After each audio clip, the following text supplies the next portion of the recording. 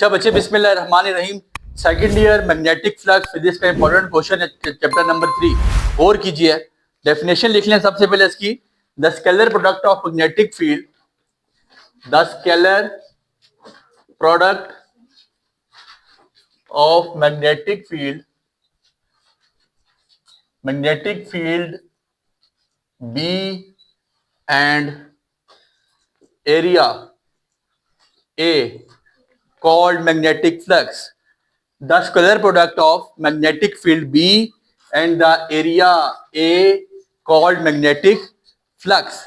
That means that magnetic flux is equals to B dot A. By definition हमने पढ़ा कि magnetic flux किसकी equal है? The scalar product of dot product of magnetic field and area is called magnetic flux. और कीजिएगा होता क्या है, बड़ी कॉमन सी बात, 2 मिनट में आपको समझ आ जाएगा। द स्केलर प्रोडक्ट ऑफ, बच्चे, the scalar product of magnetic field B and the area A called magnetic flux. आपको बाय डेफिनेशन पता चल रहा है कि मैग्नेटिक फ्लक्स किसके इक्वल है? बी डॉट ए के। मेरी बात पे बच्चे गौर कीजिएगा, ये जो आपके पास एरिया है ना, एरिया बी तो आपके पास सिंपल मैग्नेटिक फील्ड है, लेकिन ये जो आपके पास एरिया है ये आपके पास वेक्टर एरिया है। कौन सा? Vector area.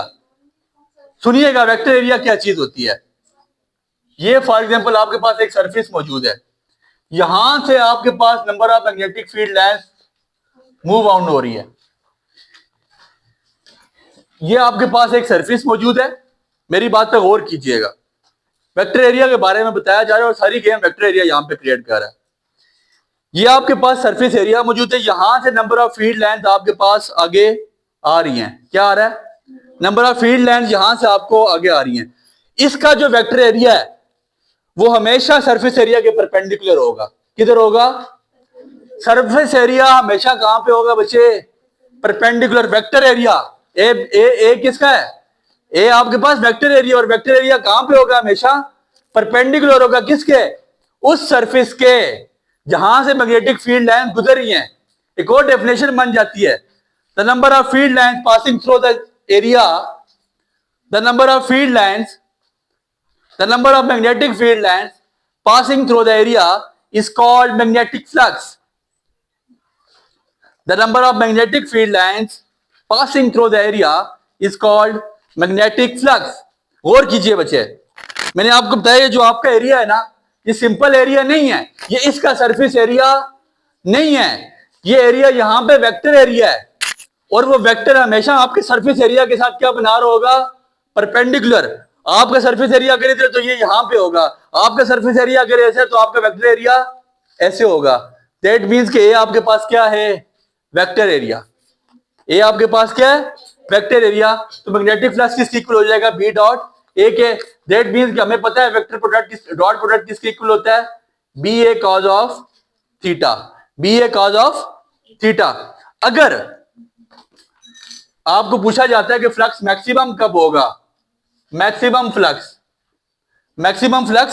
कब होगा, लिख लें अपने पास, if vector area A and the magnetic field lines passing through the surface, अगर वेक्टर एरिया ए और जो मैग्नेटिक फील्ड लाइन उस सरफेस से गुजर रही हैं are parallel to each other, if vector area A and the magnetic field lines passing through the surface are parallel to each other, अगर एक दूसरे के पैरेलल होंगे, दैट मींस कि थीटा किसके इक्वल होगा? 0 के। और cos 0 किसके इक्वल होता है? Theta is equal to 0 degree. And cos 0 किसके इक्वल हो जाता है आपके पास? 1 के। cos 0 किसके इक्वल होता है? इफ वेक्टर एरिया ए, समझे रटा नहीं मारे बच्चे, if vector area A and the magnetic field line passing through the surface are parallel to each other, एक दूसरे के आमने सामने है। सर ये आपकी सरफेस है, ये आपकी सरफेस है, ऐसे ये आपकी सरफेस है, ये आप पहले ऐसे देख, ये आपकी सरफेस है, और यहां पे वेक्टर एरिया ऐसे है। वेक्टर एरिया क्या है? क्योंकि परपेंडिकुलर बनाएगा। अगर ये परपेंडिकुलर बनाएगा, वेक्टर एरिया का जो परपेंडिकुलर है और मैग्नेटिक फील्ड लेंथ दोनों ऐसे सेम होंगी, दैट मीन्स कि आपके पास कॉस होगा 0 और कॉस जो 0 होएगा तो वो कॉस 0 किसके इक्वल हो जाता है 1 के, तो फ्लक्स क्या हो जाएगा मैक्सिमम। मिनिमम फ्लक्स कब होगा, मिनिमम फ्लक्स होगा, लिखिएगा if vector area A and the magnetic field lines are perpendicular to each other, if vector area A and the magnetic field lines passing through the surface is perpendicular to each other, then the flux will be minimum or zero. Then the flux will be minimum or zero. That means, गौर कीजिए, आपके पास ये surface area है और आपकी vector area ऐसा है, ये आपका वेक्टर एरिया है, ये आपका सरफेस एरिया है, ये आपका फॉर एग्जांपल ये वेक्टर एरिया आपके पास परपेंडिकुलर बना हुआ है, आपकी मैग्नेटिक फील्ड लाइन ऐसे जा रही हैं, ऐसे वेक्टर एरिया के परपेंडिकुलर हैं, दैट मींस कॉस किसके इक्वल हो जाएगा, cos theta is equal to 90 degree और कॉस 90 किसके इक्वल हो जाएगा, समझ आ रही है बात की, कॉस 90 किसके इक्वल हो जाता है 0 के। बच्चे जरा गौर कीजिए, आपको बताया गया है कि अगर आपके पास मैग्नेटिक फील्ड लाइंस और आपका वेक्टर एरिया आपस में परपेंडिकुलर बनाएगा देन आपके पास फ्लक्स क्या हो जाएगा 0, और आपको बताया गया कि अगर आपका वेक्टर एरिया ऐसे होगा और आपका जो मैग्नेटिक फील्ड लाइन है वो भी इसके आमने सामने पैरेलल होंगी, ऐसे गुजरी होंगी, डेट मींस आपका फ्लक्स मैक्सिमम हो जाएगा। समझ आ गई बात की। उसके बाद हमने इसका यूनिट कैलकुलेट करनी है। हमें पता है मैग्नेटिक फ्लक्स इक्वल होता है B dot A, that means के बी क्या है आपके पास मैग्नेटिक फील्ड, और मैग्नेटिक फील्ड की यूनिट हमें पता है टेस्ला है, टेस्ला को हमने तोड़ा Newton per ampere per metre में, और एरिया की यूनिट मेरे पास मीटर का स्क्वायर आ जाएगी, मीटर स्क्वायर में से 1 मीटर निकालेंगे तो 1 मीटर बच जाएगा, Newton per ampere metre, it is called the unit of magnetic flux and it also called the weber, इसको क्या कहा जाता है वेबर भी कह सकते हैं। फिर इसके बाद बच्चे एक बात आपकी बुक लिख रही है, आपकी बुक लिखती है कि अगर आपके पास कर्व सरफेस हो तो उसका आपने मैग्नेटिक फ्लक्स कैसे निकालना है। एक ऐसी सरफेस जो कर्व्ड है, ये आपके पास कर्व सरफेस है, कोई भी आपसे पूछे कि इसका मैग्नेटिक फ्लक्स कैसे निकाला जाएगा तो इसको सबसे पहले हमने पेचेस में कन्वर्ट करना है। वो पेचेस आपके पास किस फॉर्म में होने चाहिए, रेक्टेंगल की फॉर्म में। वो पेचेस आपके पास रेक्टेंगल की फॉर्म में होंगे देन हमारा निजाम चलेगा।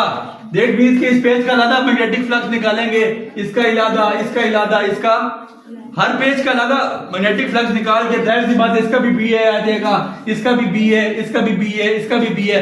तो कर्व्ड एरिया का आपसे कोई पूछे क्या आ जाएगा, आप उसको बोले कर्व्ड एरिया का मैग्नेटिक फ्लक्स आ जाएगा सम ऑफ बी है, सम ऑफ बी है। सारे मैग्नेटिक फ्लक्स को ऐड कर लें, आपके पास कर्व्ड एरिया का मैग्नेटिक फ्लक्स निकल जाएगा। समझ आ गई बात की। इसके बाद एक चीज आपकी बुक लिख रही है, unit of flux density.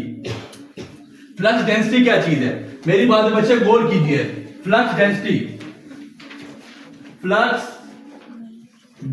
Unit of flux density आपने निकालनी है। Unit of flux density is equal to flux per unit area. Flux density क्या होता है, फ्लक्स पर यूनिट एरिया। अभी हमने फ्लक्स की क्या यूनिट निकाली है बच्चे, गौर कीजिए, फ्लक्स की क्या यूनिट निकाली है, Newton per ampere metre. Area की क्या यूनिट है मेरे पास, मीटर का square, Newton per ampere metre, इसकी पावर 1 नीचे पावर प्लस 1 प्लस 2 ऊपर जाके -2, तो Newton per ampere per metre. आपने देखा कि जो फ्लक्स डेंसिटी है वो किसकी इक्वल आ गई, मैग्नेटिक फील्ड के। फ्लक्स डेंसिटी आपके पास दोबारा किसकी इक्वल आ गई है, मैग्नेटिक फील्ड के। Newton per ampere per metre is called tesla and it is equal to the unit of magnetic field. That means कि जो आपकी फ्लक्स डेंसिटी है किसकी, मैग्नेटिक फ्लक्स की जो फ्लक्स डेंसिटी है वो आपके पास दोबारा किसकी इक्वल आ जाएगी, the unit of magnetic field के। That's your whole topic. उम्मीद करते हैं आपको समझ आया होगा, तो हमें याद रखिएगा। बहुत शुक्रिया। Enjoyed the lecture? Give it a like. Stay updated. Like, subscribe, and comment.